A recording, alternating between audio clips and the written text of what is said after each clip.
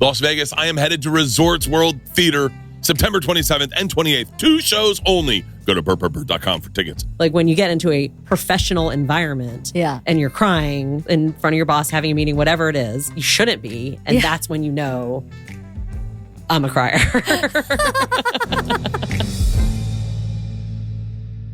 Hey guys, make sure to check out the Bert and LeeAnn bundle, the best of both worlds bundle at bertbertbert.com for $40 today. That's right. Check out the best of both worlds bundle with Bert and LeeAnn stuff starting today, $40 a bundle. Guess I'm very nervous. Are you nervous? Yeah. Why are you nervous? Because you're so pretty. You look so good on camera. I do have something right here where I'm glad it's on this side. I was worried about it. You do have this camera. That's all right. It's on the side. We'll just zoom in right here. Yeah, exactly. Why are you nervous? Because I don't do anything. You're like not on-camera talent? No. I don't have anything to talk about. Yes, you do. Oh, come on. You've had a career for how long working in television? A long time. You just moved your entire family. I did. For this job. Yeah. So there's 2 things right there. Mm-hmm. Right? Mm-hmm. So what do you do? 3 children. You have 3 children. They are ages 4, 6, and 11. And you just moved them from Denver to California. Yes. In July.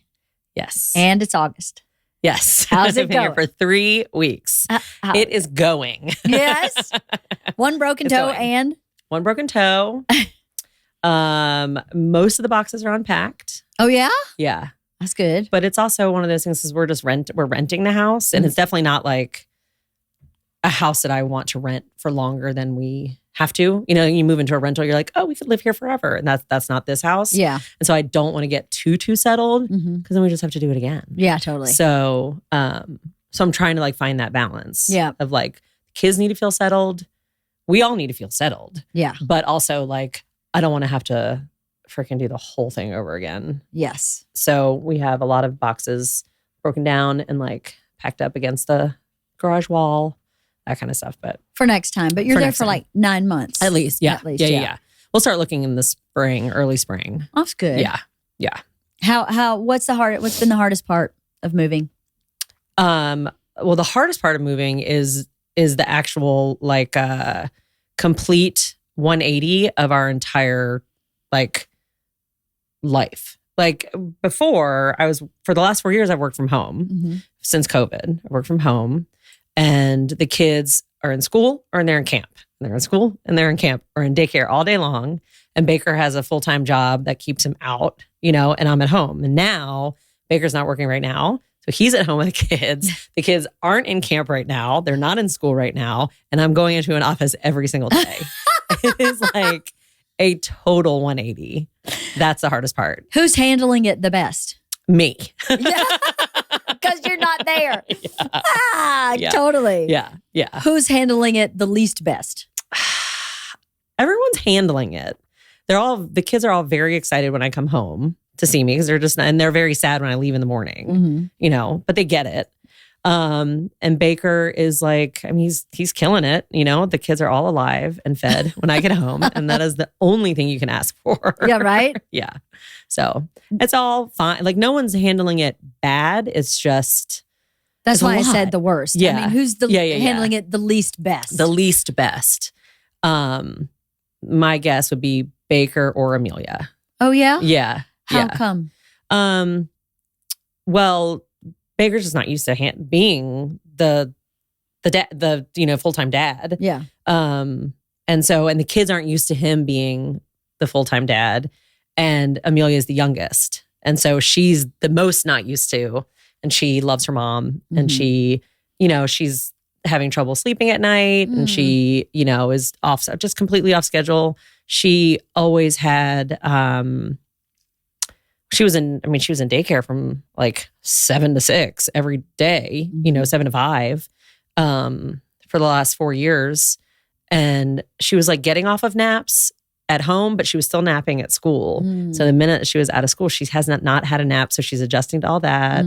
And it's just really, you know, her whole little life is upset. She's ready to make friends. She's like, when am I going to make a friend? She wants to make friends. And And she misses me when I'm gone Mhm. because I'm home when she gets home, no matter what. Right. And that is not the case. Right. So everything will change when they get back in school. Yeah. It'll start to feel better. But that's been the hardest. And then Baker's just like trying to figure out how to do it. Yeah. Like literally just like do the things. Like do the mom things? Yeah. Just like take care of the kids and, make sure that they all have snacks and didn't forget to eat lunch and, and can read when they're crying because they're hungry versus when they're, and that kind of stuff. So, but he's fine. I mean, he's doing fine. And he has been doing it for, let's see, he quit his job at the end of February to get our house ready to be put on the market. Mm-hmm. So he hasn't worked since then. So he's been home, but I was also home working and he was busy. He had things to do. And so the minute that you don't have things to do is when you're like, oh, now I'm like a stay home shit. Like now what? Mm-hmm. So.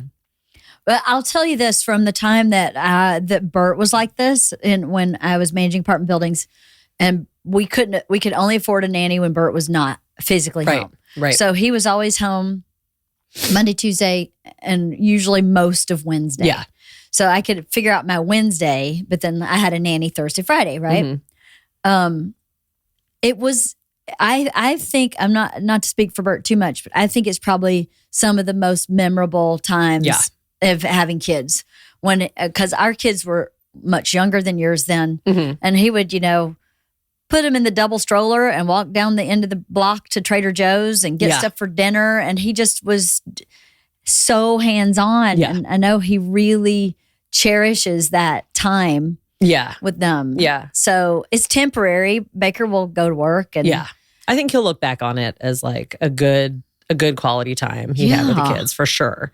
For sure. Just do it, just going to the I mean, and there isn't much to do. Like we don't know anyone. We don't have any friends. The kids have no friends. There are no play dates. Right. But we joined a pool and we good. have the pool we have at home. And so like he can take them there and he is trying to, play golf with the boys a little bit more. And Amelia's not interested in golf. Not She's yet. Only interested in dancing. But I know he'll look back on it for sure. For He sure. will. But like when you're in it, you're in it. Like, well, the problem with Mr. Baker, not to talk too out of turn about Baker with him not being here, but is that from my conversations with him, he was at a crossroads in his own life of not being happy with what he was doing for a living, not feeling, I would say feeling very little fulfillment from his job. Correct. And I know that most men, not all men, but most men are really wired to gain a lot of fulfillment from what they do. Yes. In a career, right? Yeah. I think in some ways more so than women. Women get fulfillment from like a broader base of things. Yeah. Career being one of them. But men, it really does, a lot of it, I think, comes from that. And he wasn't happy and he hadn't been happy for a while. Correct. So he's in limbo, seems to me from the outside looking in. He's in limbo. Yes. Limbo sucks. Yeah. Limbo is the worst. I know. He doesn't know what to do or where to turn.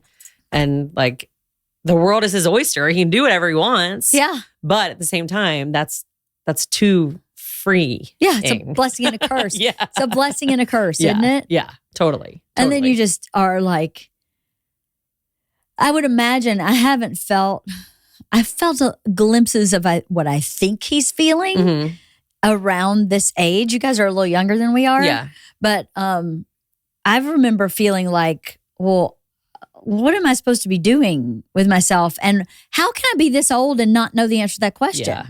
Like that's another layer to it, is that you feel like at 40 whatever years old. Yeah, he's 47. You should know this shit. Yeah. And you don't. Yeah. Or like everything that you thought that you wanted to do and be is for him is like all for nothing. Like, well, but that's in his brain. That's how he feels. Yeah, that's how he feels. Of course, it's not like what is real. Yeah. But in his brain, he's like, I've worked 25 years in this career and I don't have anything to show for it. And I'm not making the kind of money that I thought I would be making or wanted to be making. And I'm also super stressed and I'm not, can't have quality time with my kids because I'm bringing everything home. Like, what is there to show for any of this that I've been doing for building up to for 25 years? And now he's like, that's why the move wasn't like a super hard sell, like because there's no in his world, there was never moving back to California. Like we lived here 15 years ago, 2007 to 2010. We lived in Santa Monica. And when we moved. And we moved because we did not want to raise our family in LA. That was like a conscious decision that we made. Right. It was like we cut our losses. We don't keep networking and making connections, and we go back to Colorado, and that's where we're going to raise our family. It was on our honeymoon we made that decision. Wow. And so there was never any going back. But now this opportunity came along, and it felt right. And he was at this like complete crossroads, and it was an easy out for him. Right. It was an easy way for him to quit his job. Yeah. Without quitting his job. Yeah. Yeah. Well, I'll say this. I think there is a 1950s mentality that our generation, our Gen Xers, haven't quite shaken out of us yet. Yeah. I think our parents still had it. And I think we struggle with it still. Yeah. And I believe that mentality is that you're in a job for your whole life. And I just don't think that is the only way.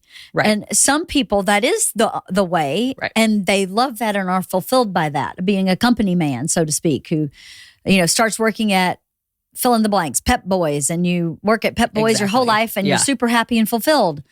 But that's just not the path for everybody. How in the hell are you supposed to know at 18, 19, 20 years old that you're going to want to be an engineer when you're 50? Yeah. And it's so brave to take a good hard look at that and say, this is not for me. Yeah. Instead of staying a company man, developing cancer, cheating on your wife, becoming an alcoholic, or whatever maladaptive behavior do you decide to put in place just to keep this job because you made a decision when you were 21. Right, exactly. Well, and then I know there's also our parents' generation, they still have that. Yes. And they still poke it to you. Yes. So there is still like the whole breadwinner situation, having a job that using your degree, that kind of thing. That's like, well, I spent all that money on college and you're not going to use a degree that I paid, that kind of mentality that comes from our parents. Yeah.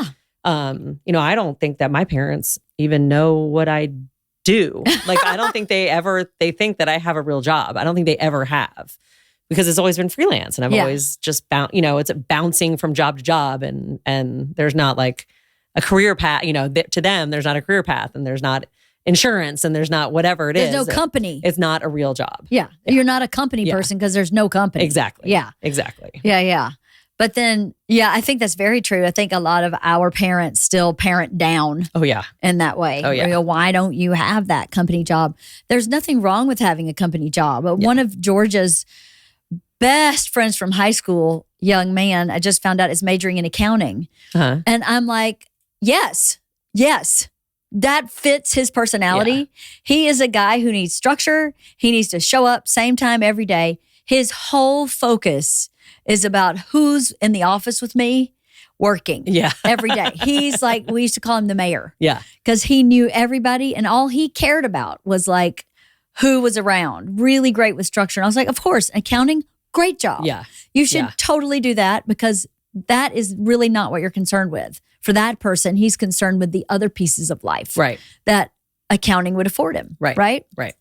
And it's so not that, anyway, I feel for Baker because I don't want him to emotionally struggle with this moment in time. Yeah. I want him to be, I don't know, maybe he's not as much as I think he is, or I worry that he is. Yeah. Because I want him to feel inspired. Yeah. Because now is an opportunity to reinvent yourself. Yes. I told him this story when he was here looking at places without you. Mm-hmm. So we had a vet in my hometown, Dr. Teat.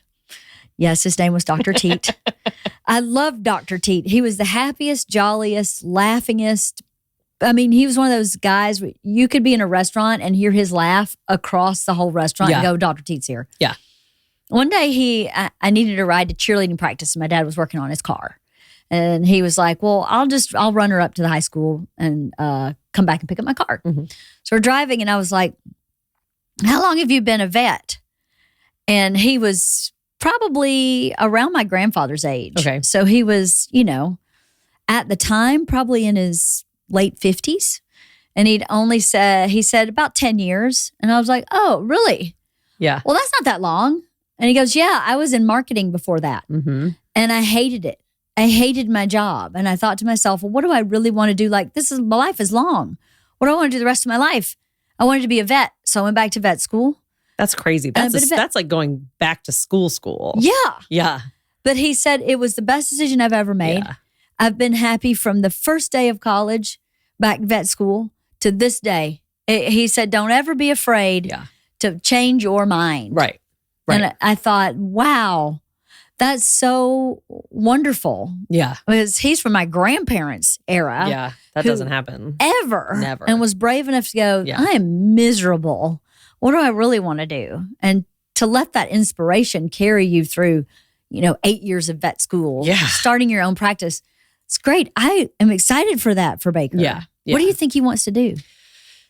I mean, he definitely wants to do construction adjacent. So, I mean, right now he's got his eye on surveying, which is just like, being outside. He doesn't want to deal with clients anymore. He doesn't want to have to rely on subcontractors anymore. That's, I think, the biggest frustration for him was that his success was reliant on everybody else's ability to do their job. Mm-hmm. He wants to do something that will make him happy, and also give him the time to spend with us and the kids and do the things that he loves. He started playing golf again. I think he's really into this, like, embracing this, my career is not everything situation. As long as I can bring home some money and help with what needs to be paid and the family and all that stuff, then that's what matters the most right now. I think we're kind of beyond the I'm gonna make $1 million every year, like, career path. That's just not gonna happen. Right. And he's okay with that. And right. he's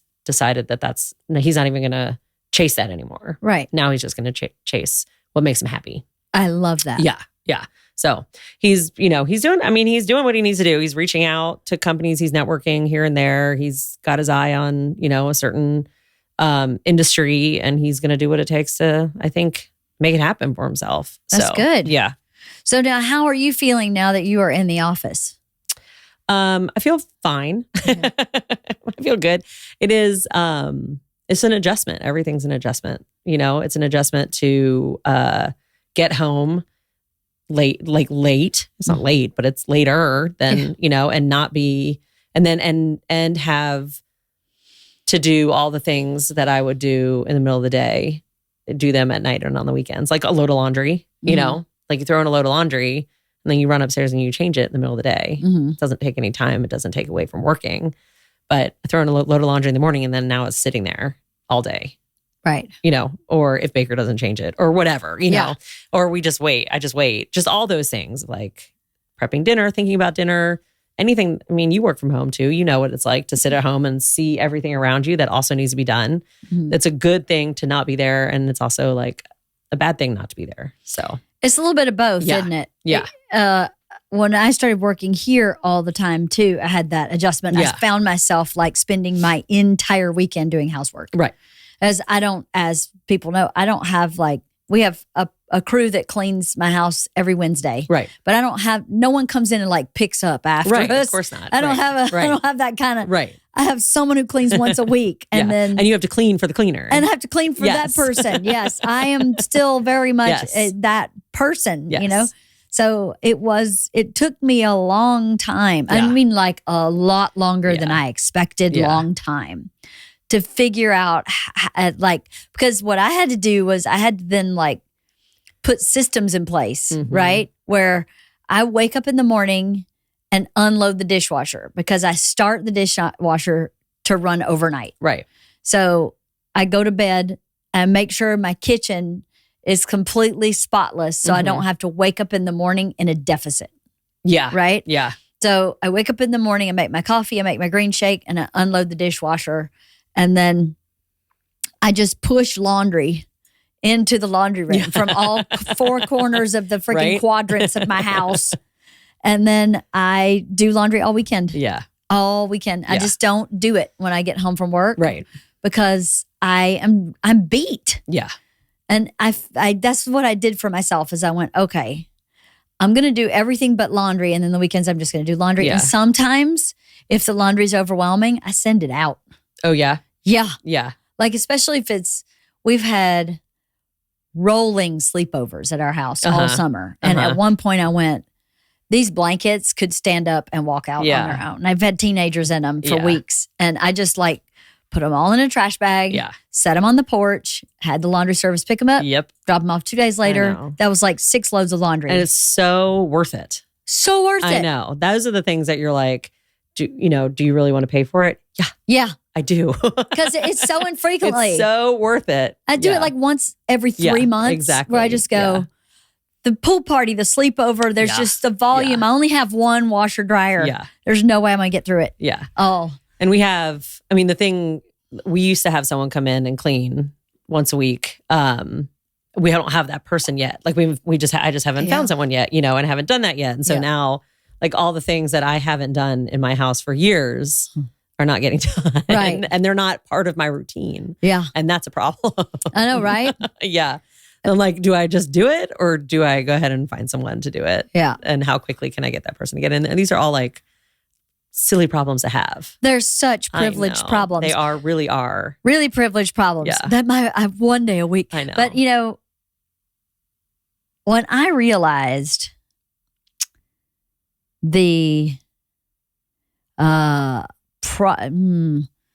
I realized early in my relationship with Bert that if I didn't have some backup with cleaning the house, I would kill him.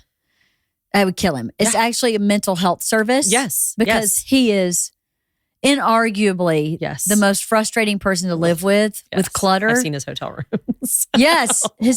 Right? Yeah. It's like gross. You don't even really want to walk barefoot in there because you don't know what he's been doing. It's just like, has he been spitting on the floor? Who knows? Yeah. He's like living with a bear. Yeah. Where there's slobbers everywhere. There's flossers on the floor. He's got used Q-tips. And at a certain point, I was like, I love him enough that this doesn't really matter. Right. Except that how it negatively affects me. We can't live like that. I can't live like that. So we could not afford someone to come in and clean once a week, and we freaking afforded it. Yeah. Because I was like, if we can't afford this, I can't stay here. Yeah, we did that. But there was a period of time where I felt it was a necessary, what is it? Non-negotiable, like it's like paying the electric bill. Yeah. You pay the electric bill, you pay the rent, and you pay for someone to come in. We were every other week. Mm-hmm. And Baker was like, every time we circled back to budget talks, like how do we, rein our budget in or whatever, that was the first thing that he wanted to put on the chopping block. And I was like, absolutely not. It's non-negotiable. Yeah. Unless I know me and I'm not going to do it. Right. I'm not going to scrub toilets routinely every other week. Even more than that. Like it's just not who I am. Yeah. I know that. Are you going to do it? Yeah. And are you going to commit to doing it? And if you are not going to commit to doing it, then this is a non-negotiable. Yeah. Wife of the Party is sponsored by DraftKings. We had the appetizer last week. Now it's time to feast. College football is back. Don't miss any of the action. Jump in at DraftKings Sportsbook. It's a full slate of games for week 1, including the big matchup in Atlanta between the preseason number 1 and number 16. And I want to say something so bad about number 1 because number 1 is University of Georgia, y'all. This is going to be DraftKings' biggest college football season to date. Enjoy the ride now all the way through the expanded playoffs, plus all newbies getting into the college spirit. Here's something extra special. New DraftKings customers bet $5 to get $200 in bonus bets instantly. I am a college football fan. I love college football. Grew up watching Georgia Bulldogs, and I cannot wait for this to start. I cannot wait to use DraftKings to make college football season even more fun. Score big with DraftKings all college football season long. Download the DraftKings Sportsbook app now and use code LeeAnn. That's code LeeAnn for new customers to get $200 in bonus bets when you bet just $5. Only on DraftKings. The crown is yours. When I started podcasting, an online store was the furthest thing from my mind. Now I'm selling shirts and hoodies and coffee mugs, and it's so easy. All because I use Shopify.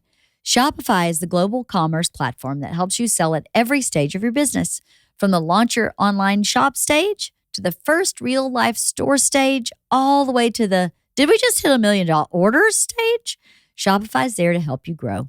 Whether you're selling scented soap or offering outdoor outfits, Shopify helps you sell everywhere. From their all-in-one e-commerce platform to their in-person POS system, wherever and whatever you're selling, Shopify's got you covered. Shopify helps you turn browsers into buyers with the internet's best converting checkout, 36% better on average compared to other leading commerce platforms. And sell more with less effort thanks to Shopify Magic, your AI-powered all-star. Shopify powers 10% of all e-commerce in the U.S., and Shopify is the global force behind Allbirds, Rothy's, and Brooklinen, and millions of other entrepreneurs of every size across 175 countries. Plus, Shopify's award-winning help is there to support your success every step of the way, because businesses that grow with Shopify. What I like most about Shopify is I find it to be really user-friendly. I am not super technically savvy, and I can go on their platform and know all the behind the scenes of my business very effortlessly. I can run reports. I can see what's doing well, what's not doing well. It helps me make better decisions about my business, how to grow my business. I love Shopify. Sign up for a $1 per month trial period at shopify.com/wife, all lowercase. Go to shopify.com/wife now to grow your business no matter what stage you're in. Shopify.com/wife. I'm asking you as a podcast host, not as your boss, but do you feel like because you're in the office, you're getting more done or you're more effective than when you were not in the office for your job?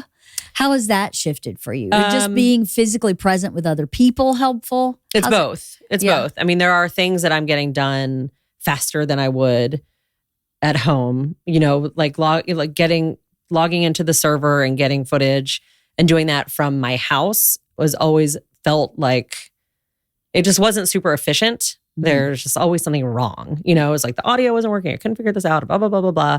And so having that here and at my desk, I find myself being able to get through things from on the server a lot faster. That's great. Things that I would have put off until like, you know, the last minute or 10 o'clock at night, I can just knock out here. Mm-hmm. And I can do it in spurts, you know, and like talk. And then there's other things that I'm like, things that I wouldn't necessarily do while sitting at a desk, like brainstorming, you know, and creative things that you don't normally do sitting at a desk. Mm-hmm.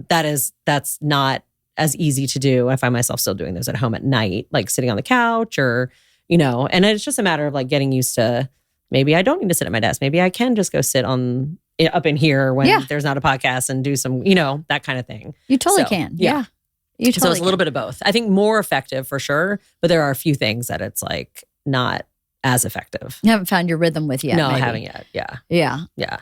There's just so much other things going on in life that, you know, pulls you away. I think I would be probably more efficient in finding childcare for the kids and getting them set up with their school supplies and blah, blah, blah if I was working from home because I can do all those things too instead of being here. But I'm not able to do those things from here really at all. Yeah. Like I just don't have the brain capacity to do them and I can't get into that mindset of like doing personal things here. Right. You know?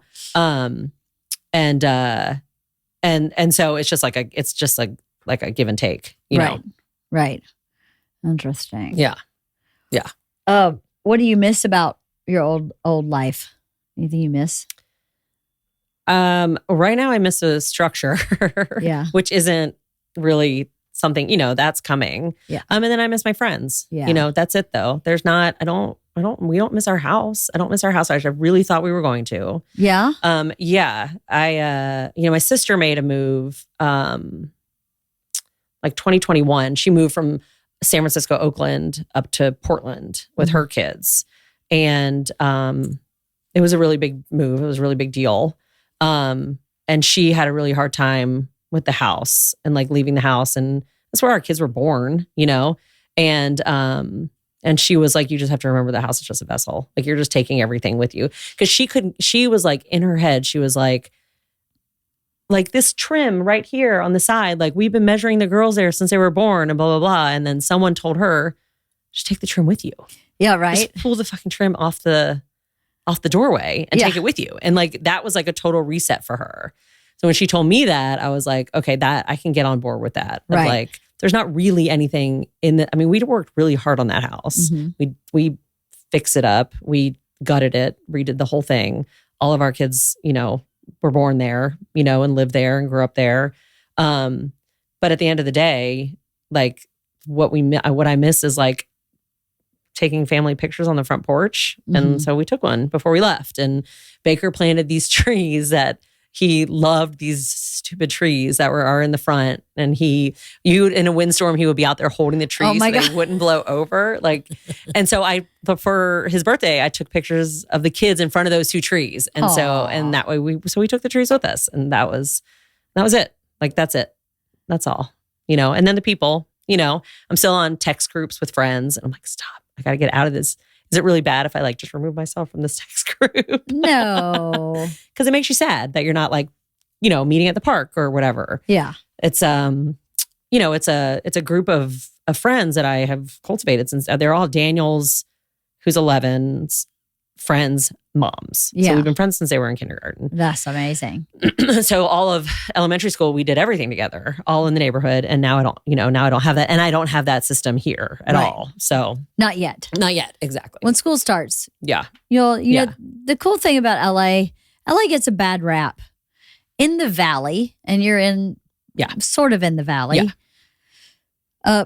People are so very friendly and open. And I mean, we're your friend, but it's not the same as having friends with kids that are your kid's age or some, you know, I get that. Yeah. It's not the same. Yeah. But that'll unfold, I think, pretty quickly. Yeah, it'll happen. It'll happen. Yeah. I do miss the other thing I miss a lot, and it's funny things that you think about, okay, this is what I want in my house, like in a house that we buy. Yeah. Our house in our neighborhood in Denver was a front yard neighborhood. We had a huge front porch. We barely had a backyard. The kids played outside every day. We lived on a corner and we lived our life on our front porch and in our front yard. And that is not the case where we live now. Not in LA. And I guess it's not the case anywhere. Not really. No, LA's not a front yard. Yeah. Our house was a front yard and a backyard house. Yeah. We spent so much time in that front yard, but we were very unusual. Yeah. The where we lived in Denver was just way more urban. Yeah. And maybe if we had come from the suburbs of Denver, it would be different, but we didn't. So, well, our old neighborhood is a lot like that. Yeah. Everybody walks everywhere. Yeah. We didn't even drive to the grocery store. We walked everywhere. Yeah. That neighborhood was very much like that. And even though not everybody, actually, now that I take it back, a lot of our neighbors did spend a lot of time in their front yard. Kids played in the front yard because there were two kids on the corner and then the kids across the street. And so I guess it just depends on the neighborhood. Yeah. So I think when we look to buy, I think that's something that we'll look for that I didn't even know was like a thing that I ever thought I would. Should have to worry about. Yeah. Yeah. You ever think you'll move back east? I don't know. I have no idea. I didn't think we would ever move west. Yeah. I always thought we would just move east if we moved. Interesting. So all of our family's back except for my sister. I mean, I have family here. I have an aunt here, cousin here. My sister's in Portland. Other than that, everyone's on the East Coast. So it would never cross our minds to move this way. Right. Until opportunity came knocking. Came a knocking on your door. Yeah. Let's see. I had a whole list of questions. Now my mind is blank. So tell me what you've been doing, let's tell everybody what you do. What did you want to do when you went to college? What did you think you were going to do? I was going to be a teacher. What kind of teacher? Like an elementary school teacher. Did you really? For like 5 minutes, I thought. And then a child psychologist. Something with kids. I always thought I was going to do something with kids. Yeah. Did not know that. Yeah. Yeah. And then my aunt who lives here is, she's actually an editor by trade. When I was like flipping through the book, then nothing was online. So I was like flipping through the book of like all the things that you can major in, and like mass communication production was one of them. And she was always like super cool aunt who edited Big Bird in China, among other things. I just found out recently she was the very first female editor at MTV. No way. That's really cool. Yeah. Yeah.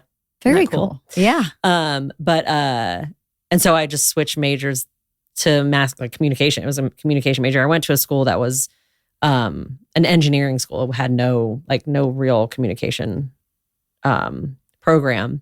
And then I wanted to be an editor. And that was kind of the path that I thought I was going to do. But in production, at least my experience in television production is everyone starts as a PA. And then the next job after your PA is kind of the path that it leads you. So if I had gone into the post world, my next job was as an AE or a post PA or something, then I would have probably done more editing and stuff like that. But for me, my next job was in the field. And so I just kind of went into the field. Mm-hmm. And then I always did field producing, AP work, field producing. And for people who don't know what that means, what does that mean? Associate producer? Field producing. Oh, field producing. Well, field producing is basically directing, but for reality-based television. Mm-hmm. So reality-based television doesn't have directors. They don't have directors. And reality-based television is different from reality television. Reality-based television is lifestyle programming, like HGTV, DIY, mm-hmm. Food Network, Travel Channel, all that kind of stuff is reality-based. Mm-hmm. Where reality televisions, we all know what reality TV is. Yeah. And we don't have directors. We're not union. So we don't have directors. We don't have anything like that. They're called field producers. And so I'm basically directing out in the field. So you go out in the field and it's kind of produce direct, right? Yeah. Yeah. Because you hire the crew, you run the crew. Correct. And you are in charge of direct the talent and the cameras. Yeah, exactly. Yep, exactly. So it's kind of a producer director hybrid mm-hmm. job. Yeah. Do you enjoy it? I do. You do? Oh yeah. I loved it. I still love it. I mean, I love being in the field. And I always thought that that's what I would do. And just keep doing. I never really saw a office job exist. I mean, there are executive producers or supervising producers and stuff still, in that industry still go in the field a lot, but they have, they wear a lot of hats, but everyone still goes in the field and does that. And I love it. I loved it. I also love writing, and writing for reality-based television is very different as well. I would imagine. It's not actual writing. It's, it's story producing. So it's taking stuff that's already been said and cobbling it together to make a story. I see. So they stop calling them, I think they stop calling them writers and they start calling them, I think they call them story producers. Or story editors? Story producers, I think. Mm-hmm. So they're taking the, all the things that are already shot and putting it together. Right. And not really writing. That's not writing anything original. Right. Unless you're writing voiceover. It's sounds more like crafting. Mm-hmm. Like crafting something that's already putting puzzle pieces together to make a cohesive story. Exactly. That's really cool. Yeah. Know that. Yeah. So that's what that's what I did for my whole life. Forever. A lot of HGTV stuff. So that's probably the skill set you use to do sizzles and promos and all that for Bert, right? Yeah. Yeah. And then anything else that we would, it's interesting. I mean, coming here and doing stuff here is definitely a different side of my brain that I haven't really used before, and having to learn things, short form, mm-hmm. which I've never done before. Mm-hmm. But also, and then there's a difference between telling a story short form. Sometimes you want to tell a story short in a minute, and then sometimes you just want to sizzle it up in a minute. Yeah. And the difference between those two things, and knowing what Bert wants with one of those, whether he wants it to tell a story or just be a sizzle, and all those things. Yeah.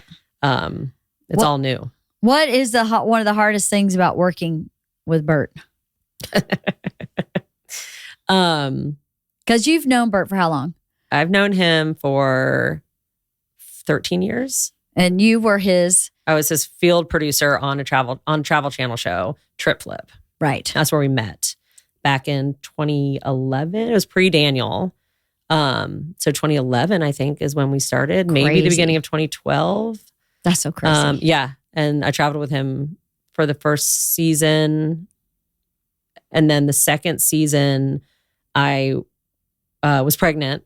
And I was actually pregnant at the end of the first season, traveling doing things I probably shouldn't have been doing pregnant at the end. And then the next season I worked in the office. I was the story producer, writer, whatever, for that second season. Gotcha. And then they redid everything or changed it all around or whatever. And so I didn't work on that. I think, no, I must have had Daniel, and that's why I didn't work on the show anymore. I can't remember now. There's a reason. But it feels like you've worked together longer than just that. We didn't. Well, we did. Yeah, I think you did. We did Trip of a Lifetime. We did two specials together.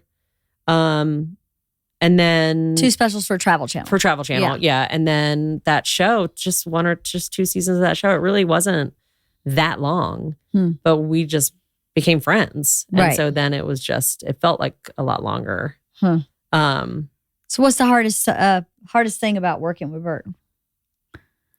The hardest thing about working with Bert is that he knows what he wants, and he doesn't always tell you what he wants. He doesn't communicate it well sometimes. Yeah.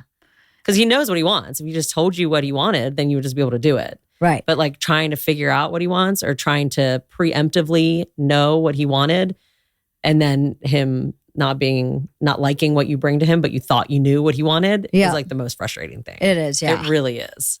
Yeah. It is. Just when you think you know the guy. From experience too? A little bit. Just when you think you know the guy, and you're like, I know. Damn it. Yes. That is the hardest part, for sure. That is really hard. Yeah. What's the easiest part? The easiest part is that he's just like a loyal friend. I mean, like he's got your back. Sometimes he's loyal to a fault. To a fault. Yes. Sometimes he's loyal way past when he should be loyal. That is correct. Business is not his first acumen. Yes. It's like his, he's definitely really loyal. I mean, not that he shouldn't have been to you. No, I know. But in a broad base of everyone we've ever worked with, sometimes I'm like, dude. Yeah. Once we get into illegal activity, we should probably move on. Just saying. If it's illegal activity your employee's doing, you gotta be honest about that. Yeah. Well, I mean, it's like a friendship. Like there's give and take. It's a two-way street. And if both you guys aren't, then you like at some point you got to be like, you're not giving me what I need out of this relationship. Yeah, totally. And that's been, he sticks around with those people a little too long sometimes. Sometimes he does, because it just breaks his heart. I think that people aren't, or that when relationships aren't working, I think it breaks his heart. Well, yeah, and you don't want to be. He doesn't want. Well, doesn't want confrontation, and he doesn't want to be the bad guy. So I get it. I don't like confrontation, and I don't want to be the bad guy either. No, me neither. Believe me, I feel like my entire life is wah wah. That's my theme song. I know. LeeAnn walks in the room and the whole room goes wah wah. And I told Bert that the other day, and he went, "Well, yeah, that's your role." And I went, "I don't actually want that to be my role. I want to walk in the room and everybody go, there she is. Oh my God, we're so happy you're here." Yes, or at least like, hi. Yeah. I know. How's your day? Yeah. And I don't want to walk in and have the big wah wah. Yeah, Debbie I know. Downer. I know. I feel that way when I walk into the house. Like, oh, here comes mom. The ruining the fun police. Totally. I was always the fun police. At work, I'm always the fun police. I'm always the one in the field, everyone's having fun and drinking. I'm like, stop. Yes. We're working. I'm the same. Yeah. But why is it?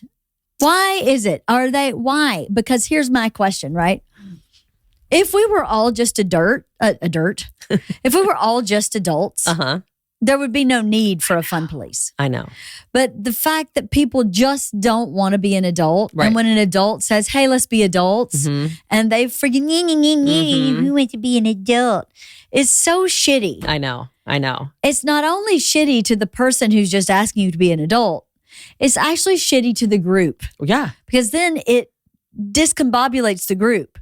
No one wants to align with the adult. Right. So then people who are actually internally aligned with the adult will disalign with the adult to not be uncool or unfun. or unfun or have that focus of the put on them. Right. So it doubles down on the one person who's trying to get things done or trying to keep things fair or trying to keep people regulated or fill in the blank. The one adult going. Right. Well, there always has to be an adult in the room. Yes. There has to be an adult in every room. Yes. And it sucks when there's only one and you're it. When you're consistently the only one. Yes. When you're consistently the only one. Yeah. A shared adult, like this time you're the adult, that would be way, way better. Yeah. But I don't think that can ever really, I mean, I think 2 adults in the room is the best. Yes. Not like a back and forth. Right. Because then one, it's just, you always need to have 2, you should always have to have 2 adults in the room. You should. So that there's someone that has your back. Yes. Yeah. But sometimes. Well, it's like good cop, bad cop too. Yeah. Right? But both cops are adults. But both cops are adults. Yeah. But no one wants to be the bad cop either. I would be better at the bad cop if I knew I had a good cop. Yeah. But I feel a lot of times in my family, at least with Bert, and sometimes in this job, he will join the masses to not have a confrontation. Oh, yeah. So he will get on Isla's side to not have a confrontation with Isla. And then I'll be like, dude. Right. You just left me out to dry. Right. But now he's having a confrontation with you. Exactly. So which is way safer. Right. Because I will, again, be the adult. Right. Someone said this to me this week and it upset me. And I think it's true. And I don't know how to regulate it. I don't know how to figure it out. It was Mikkel, my trainer. He said to me, unfortunately, I've had so much therapy. You, LeeAnn, have had so LeeAnn, much? I've have done so much work on myself that I can see someone else's struggle and have compassion for that struggle to the point where I'll take the burden of the problem. Yes. Because I can handle it. Right. And let that person have their feelings of that struggle. Yeah. And figure out their struggle, hopefully on their own terms, and I'll take the burden. I'll take it. Like she's used Bert as an example, but this happens when I wasn't even talking about Bert. I was talking about somebody else, and he laid it out for me so clearly that I was like, "This is a blessing and a curse." Right? Explain it to me using Bert as the example. Obviously, you don't want to use whoever you were talking about. Let's say Bert's talking shitty to me, bad tone, just a bad tone. And I know he's having anxiety, just like generalized anxiety. Woke up today on the wrong side of the bed. Nothing's wrong between the two of us. But at the end of the day, he's really snapping at me all day. Instead of stopping him and saying, hey, don't do that. I know that will cause him more anxiety. So I'll just let it happen and let it work itself out. Oh, yeah. Yeah. Like that. Yeah. And so, but after it happens over and over again over time, I start feeling like I don't have a voice. I don't have a place. I'm not important. I'm not heard. And I don't even sometimes know how to course correct it because I've gotten so good at reading where he is and what would be best for him. Right. That the greater good to me looks like his happiness. No, not just his happiness. His happiness is our happiness and my happiness also in that, I don't know, it's like watching a toddler tantrum. You can grab the toddler and try to keep them safe, which hurts you. Right. And ends up the toddler will end up hurting themselves. Where you can kind of let the toddler have the tantrum and let the tantrum kind of work itself out. Right. But then you're dealing with the fucking tantrum. Right. Like now you're 20 minutes of your life letting this toddler tantrum. Yes. Where it's much easier to grab the kid and it be over in 5 minutes. Yeah, I won't. Does that make sense? Yes. Yeah. So that's what I do with almost everybody in life is that I go, well, I'll just tolerate the tantrum. Yeah, I do that. Right? Oh, yeah. Yes, absolutely. And the tantrum, when the kid's done with the tantrum, you will not have gotten to tell the kid what your side is. You will not necessarily get to communicate what's going on for you. Right. That what happened for you while this tantrum was happening is inconsequential. It doesn't matter. It doesn't exist. Everything's trumped you. Yeah. And I have this ability to understand the struggle the tantrum is for that person. Yeah. And I feel compassion for that person who is in the tantrum. So that my own stuff never gets dealt with.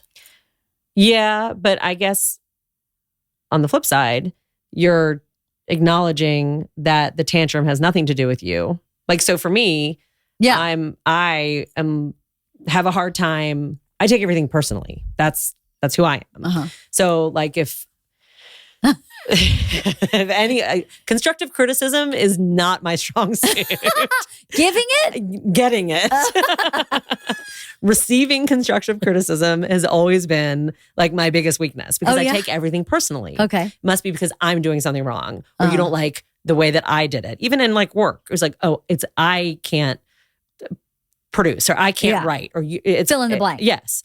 And so when like Baker is angry or whatever, and it could have nothing to do with me, but he's projecting it on me, immediately it's because like in my head, it's my fault. It's personal. It's personal. But you don't do that. No, I know he's projecting it. Yes. But that's a good quality. You can write it off as not like you're not taking it personally. See, to me, I feel like that is good. Well, like, oh, that's great. I wish I could do that. It is good, but only to an extent. Yeah. Because I take it personally so not often, ever. Yeah. But then I don't get to say how you're treating me isn't cool. Yeah. And when I do say that, that's taken so personally. Right. Or it's so out of left field because I never say that. Right. That then I'm the one that has the problem. Yeah. So then I go back into the cycle of, well, I'll just keep my mouth shut because I'm causing a problem for me to be taken care of when I'm going to have to fight tooth and nail to get someone to say, oh, yeah, I probably should not do that. Yeah. Or should handle myself. Well, this taking things personally, I love that you brought that up because I think, The Four Agreements is a really great book. You don't know the book Four Agreements? I will give you a copy. Okay. I read the Four Agreements when I was in college, I think, or right after college. It's one of the most important books I've ever read in my entire life. Definitely read it. One of the Four Agreements is don't take anything personally. Yeah. That's an agreement you make with yourself. Yeah. It's taken me 25 years to realize and work on that. Yeah. And it's, in adult, like, I feel like I'm now officially an adult, I can be a boss. I can be like, I don't know, have higher positions and blah, blah, blah, because I finally got to the point where I can most of the time not take things personally. Right? It's super hard. Yeah.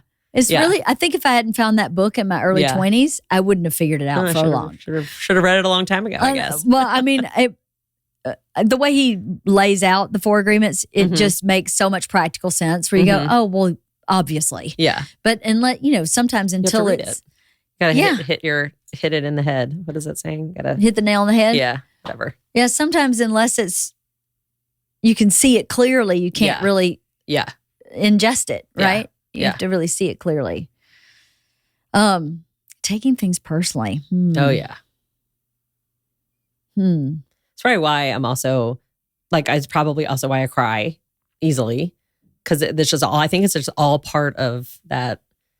Same piece of the puzzle. You do cry easily. I do. Yeah. Well, I cry. It's like my release of anything. I cry. I can easily cry laughing.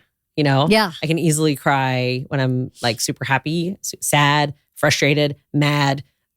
Anything makes me cry. Crying, it's an admirable talent, I have to say. Oof. I never cried. I never cried as a kid. I never cried to the point where I thought something was wrong with me. Really? Yeah. I started watching movies to make myself cry because I could not cry. Did you cry as a child a lot?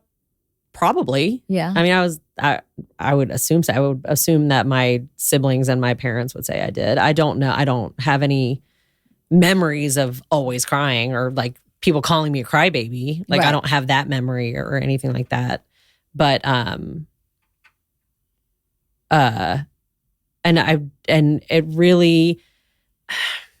it didn't really occur to me that I I guess I didn't really become aware that I was such a crier until I started working and crying in inappropriate times. Then it's like, oh, like, oh, this is a bad trait. Right. Because before that, if I'm crying, and it's not like it's in my room, then it doesn't feel, I can't tell whether it's the right trait. You know what I mean? Like, you don't know if it's the right time to cry or not, if like, you're just like in your room or like talking to a friend or whatever is like, am I overreacting? I don't know. Like when you get into a professional environment and you're crying or you're tearing up or whatever it is in front of your boss, having a meeting, whatever it is, then you shouldn't be. And that's when you know I'm a crier. And I don't know how to control it. What was the worst time that happened? Did you have like this was the worst?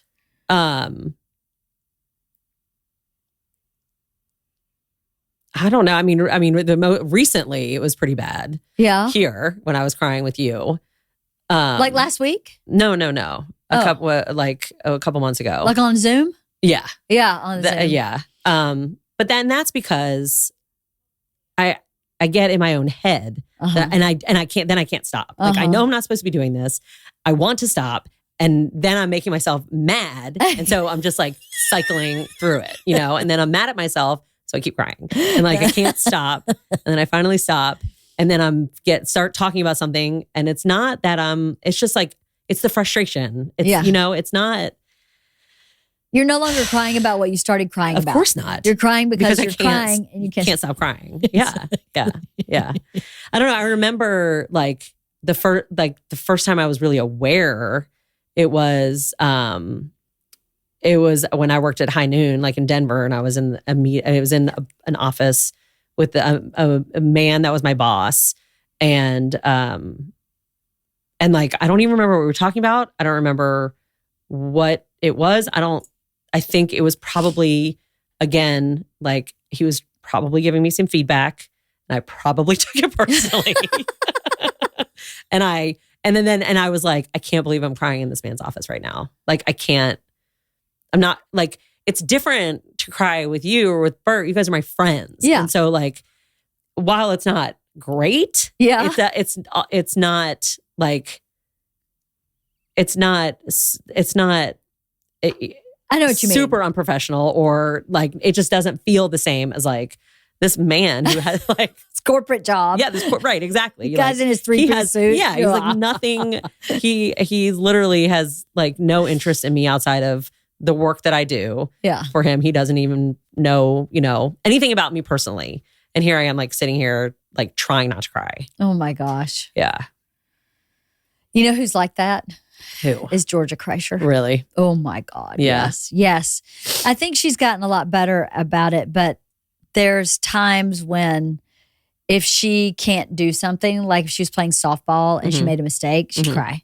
And you could see her fighting, like, I will not cry. Yeah. And it just coming out of her face, where she just couldn't help it. Yeah. And the not being able to help it would make her so angry. It makes you angry. Yeah. Because I don't know how to not do it. Yeah. She was the same. I don't have it. Obviously she's at college. I don't see her in those situations like I did when she was playing softball or, growing up, where she's always been very competitive. Mm-hmm. So if she can't master something before someone else or before she thinks she should, her frustration goes immediately to crying. And then she just gets so mad at herself for crying. Yeah. And then I'm like, what are you going to do? You can't really help it. No, you can't. You can't help it. No. And at the same time, people from the outside think you can totally help it. Well, and there has to be a way to help it. Like even Baker was like, maybe you should go see a therapist. Like maybe you should figure out, like, there's gotta be a skill, right? That can, I don't know. Pinching the inside of your arm or like a mantra or something. It can't be that, I refuse to believe that this is just the way that I am and I'm never going to be able to fix it or change it or whatever. But maybe it's also just like as I get older, like it's less and less, more mature. Yeah. Yeah. Thicker skinned a little bit. Yeah.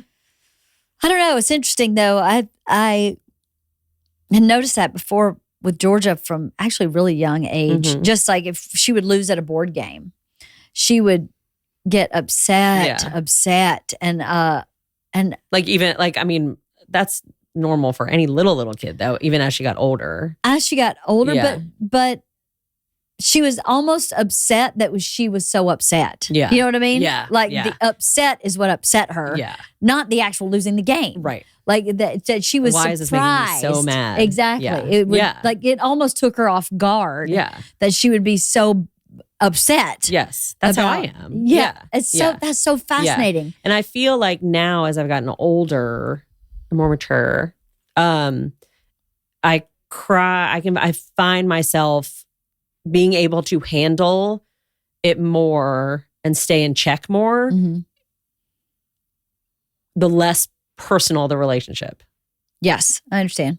So like with you and with Bert, you guys are personal friends of mine, I cry a lot easier Yeah. than if I was in a meeting with somebody else. An executive Yeah. somewhere. Yeah. That's good. Yeah. Like my last job, I never, ever cried with any of those guys that I worked with That's at good. Citizen. Yeah. I mean, I call that a win. It's on the How right many path. companies have I worked at where I did not cry? Oh, Probably one. That's funny. What are you going to do? Wife of the Party is brought to you by Omaha Steaks. Labor Day is right around the corner, and that means it's time for tailgating season and, of course, Labor Day cookouts. With lots more grilling left in the season, the experts at Omaha Steaks are inviting you to savor summer with 50% off site-wide during their Labor Day sale. That's right, Omaha Steaks is delivering unforgettable flavor for 50% off. Extra aged, grain-finished steaks, juicy pure ground burgers, premium pork, air-chilled chicken, and so much more to make your Labor Day cookout unforgettable. And it doesn't stop there. You'll enjoy big savings on premium pork and chicken, scrumptious sides, and of course, decadent desserts to sweeten the deal. It's all 50% off, and every bite is guaranteed to be perfect. Plus, as a special offer for my listeners, you'll get an extra $20 off your order when you shop today at omahasteaks.com and use promo code WIFE at checkout. Minimum purchase may apply. Just head over to omahasteaks.com and shop for Labor Day deals on all the legendary flavor from America's original butcher. But hurry, this offer won't last long. Personally, we are going on a trip to see my dad, and before we go, I am sending a box of Omaha Steaks so he doesn't have to run to the store. We'll have steaks, we'll have burgers and dogs, we'll have one skillet meals, we'll have dessert, we'll have everything there waiting for us when we get there.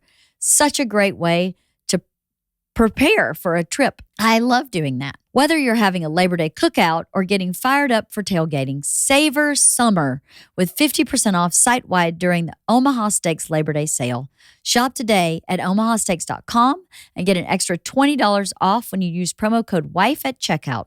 Plus, every purchase is backed by their unconditional money-back guarantee. Minimum purchase may apply. What's your favorite thing about this job? My favorite thing about this job Yeah. is, my favorite thing about this job is that it's new and different, and I get to learn. Like I haven't been in a job where I've learned a new skill in ever. Since I started working on, the show may have changed and the subject, like genre might have changed, but the TV is TV. Reality-based television is television. Whether you're doing a home improvement show, a food show, a travel show, it is all the same. Mm. And even as you get up and up and up, it's still the same. I mean, you add things up, and then you learn. The only skills that you're learning are management skills. Mm. This is like learning all new and like everything. Like, Right. I don't know. I mean, I told you guys when I was like, I don't know the first thing about stand-up comedy, like live stuff, Mhm. touring, Mhm. even short, like the really short form Instagram, Facebook. I mean, I was always long form content, Like television. Yeah. television. Yeah. So that to me is the best thing about it. Is that you're learning? Yeah. When I observe you from the very beginning of this recent journey together. I've known you for a long time, but not in a work capacity until like a year or two ago, 2 years ago. Is you have so many questions when we are embarking on a new journey, whatever that journey is, a sizzle reel, a new partner with our YouTube platform, developing a new reality show. Yeah. You just come at it with so much curiosity and informed questions. Yeah. They're not like, hey, what is that? Right. Like sometimes I feel like that's my question is like, hey, what is that? What are you talking about? Yeah. But yours come from a place of real experience in the world of television. Right. But not knowing how it translates. Correct. And I see you figuring out how it translates on your feet. Yeah. I don't think that that skill set is undervalued in the world, period. Well, it's a know what you don't, you have to know what you don't know. Yes. And not be, have an ego about it. Exactly. And that takes time and experience and maturity, I think, to to know when you don't have the answers, right? And to be okay with not knowing everything. Yes. That is a really hard lesson to learn. And I think it just comes with honestly, I mean, some of it is who you are, like, as you know, as you grow up. And a lot of it has to do with just learning how not to have an ego in the workplace, really, and truly, and know that you don't have to know the answers. Right. I mean, I remember coming in, and I think if it wasn't Victoria, it was whoever the company was before Victoria, the woman. Crowd. Yeah, whoever the woman was there. I think. And I probably said it to her and to Victoria. I said, I know nothing about social media. Yeah. And I will ask you a million questions because I don't know anything. And I'm going to come at this and just ask. And they might be stupid questions, but I don't know. I don't know. Yeah. And so I need to know, yeah. And then I just asked, it's like, I'll just ask the dumb questions. I'm happy to raise my hand and be like, this may be a stupid question, but because there's always going to be someone else that doesn't know the answer too and is too afraid to ask. A, and B, there's always going to be someone who knows more than you do. Yes, always. I think the biggest advice you could give any young person trying to find their way in the workplace is to not be afraid to not have the answer. Yeah. To be brave enough to say, I don't understand. Can you help me figure this out? Absolutely. As a boss, I'd so rather hear that than someone give me an answer that's incorrect. Yes. Bullshit me into getting off their back to get an answer for the question, or give me misinformation. I'd much rather someone say, I have no idea. Yeah. Totally. And then we can figure out together how to get that done. Yes. That's so easy. And I think it does come with maturity. But I wish people would mature faster because I think it would help them in their whole life. I know. Not just in their business life. Totally. To talk to your significant other and say, I don't know how you're feeling. Right. Like I really don't know what I did wrong. Right. Or I don't know why that upset me. Yeah. But it did. Yeah. And let's figure it out together is way better than what I used to do in an argument is I would start fighting about this can when it was really the rug. Yeah. And it would take me 15 minutes of fighting about the can for my own self to realize it was the rug. Yeah. Instead of saying, I'm upset and I don't really know why. Yeah. Maybe it's the can, maybe it's the rug. Yeah. Can we figure it out? Yeah. Took me a long time to figure that out. Any advice, I would give people that advice to know when you don't know. Yes. And not be afraid to say it. Not be afraid to say it. I definitely am not afraid to say, I know what I don't know. Yeah. And, even with some of the projects we've been talking about doing in this house, I've raised my hand to Bert and said, we don't know how to do that. Right. That's not what we do. Yeah. So I don't want to say, yep, we can do that. And then spend a year like struggling trying to figure out how. Right. Where we have friends who already know how. Exactly. And we say, let them do that. Yeah. Or let them teach us. Let them teach us. Yes. Like we did with the stand-up special. Well, let's learn. Yeah. How to do that. Yeah. And learning is so powerful. It's one of your best assets, I think. Oh, thank you. Is your hunger to learn. Yeah. Yeah. Well, and that's just from I think, again, that comes from just doing the same job forever and ever and ever and being hungry to do something different. Yeah. A lot of people are complacent in their job. And there's something to be said for, I mean, before this, I was on Diners, Drive-Ins, and Dives. That show has been on for 37 seasons. I think they're going 39 seasons, maybe going on 40. I didn't work on all of them, but the show that I did what is on its 8th season. And there's something, especially like during COVID and now when a lot of people are out of work right now. It's really nice to have a steady, being in Flavortown was super consistent and there was always going to be a job. I was never not going to have a job. So that show was going to go on until he was done. Yeah. And that was okay. Yeah. There's something to be said for that, especially when you have kids and a family. And and then there are times when you're like, I gotta do something new and something different. And when that opportunity came along, I was ready. Yeah. And Baker was supportive enough to let me do it. Yeah. Because I could have just kept doing that and would have been fine. We probably would have had a job for another, I don't know, 5 or 6 years. I don't know how much longer Guy has it in him, but and we just trucked along like that. But then we would have been static, and who knows? And maybe that would have been okay. I mean, I'm sure it would have been okay, but it would have been very different, right? But Baker would have stayed in the same place, right? And so him being supportive, I took a very, very, very long. There's been a very long time in our relationship where I've been supportive of him and his career decisions and movement and spiraling and changing. And it was his turn to be supportive of me. And he jumped at it. That's so great. Yeah. Yeah. And in turn, I have to be supportive of him trying to figure out what he's going to be doing. But we're in a different place in our relationship. Because it's always been like, okay, I will stay at this job. I will do this. And sure, yeah, try to work for that company, or you go out on your own, or you whatever, okay, here we go again. Yeah, totally. And now we're trying something new and different, and that was good. Couples, it's interesting. I love to hear how couples negotiate their life, not because I'm a gossip. No. But because I'm fascinated by how people work things out. Yeah. Or what people keep sacred or like keep secret even that they think the other person will reject or have a judgment on. Yeah. And it's one of the gifts of Bert Kreischer is there's no secret. You cannot keep a fucking secret.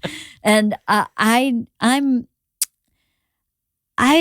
gotten less secretive as I've gotten older, but I used to tell no one anything ever. And because he was always so open, it gave me permission to be open also. Yeah. But yeah, I'm really fascinated at how people negotiate those harder times, As I look at myself and, people who have had infidelity in their marriage and stay together. I don't know how they do that. Like I've never been in that place. No. So I can't say that I would definitely leave. Bert Kreischer, I'm done. Yeah. I feel that I would be that way. Right. I've been cheated on once and I did not stick around and I did not go back to that guy ever. So I can imagine I would stay, but it's awfully obtuse. Yeah. To say.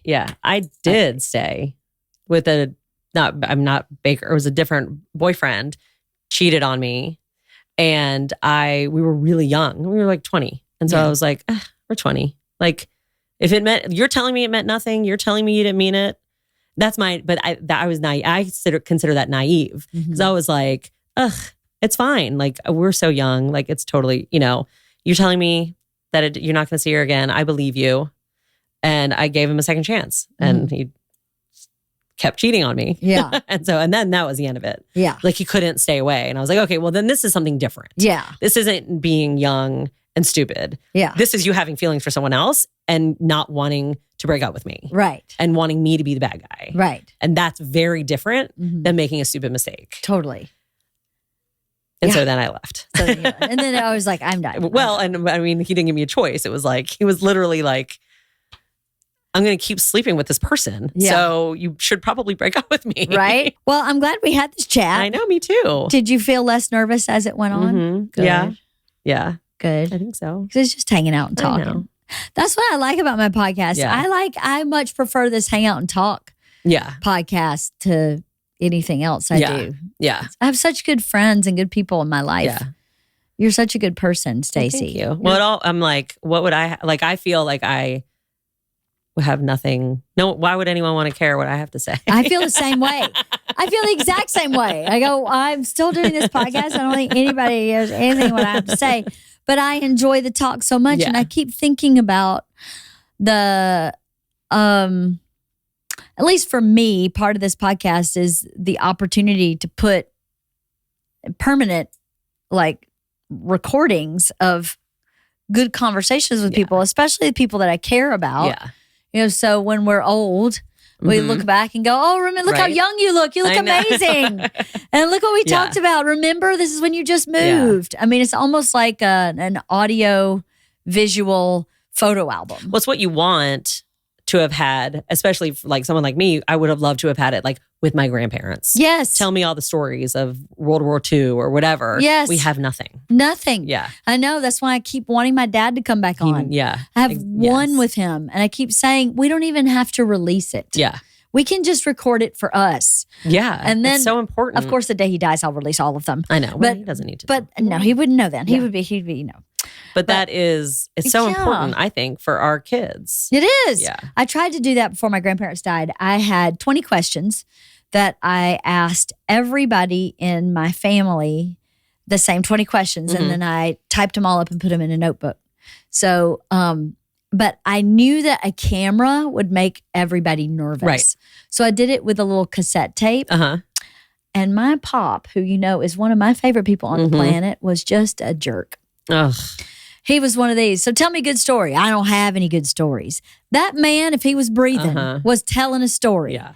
He spun a yarn like nobody. And then the one time I would say, well, what about that story about Pork Chop who worked for you? I don't know how I have any good stories about Pork Chop. And I'm like, I have heard so many stories about Pork Chop my whole life. Could you just put it on here so I can just have it when you die? And he would not do it. But my grandmother, she was always really quiet. And when I turned the recorder on, she got sassy. Oh, really? And I asked her about her first kiss or something. And she goes, I bet you think Pop was the first man I kissed, don't you? And I was like, what? Now it's getting good. I was like, that's what I'm talking about. Okay. She gave me what I was looking for. Yeah. But I was so bummed. I would have loved to have had I know. those stories of my Pop. Yeah. But so thank you for doing this. Of course. My pleasure. It wasn't too bad, was it? No. Okay. All right. Bye. Bye.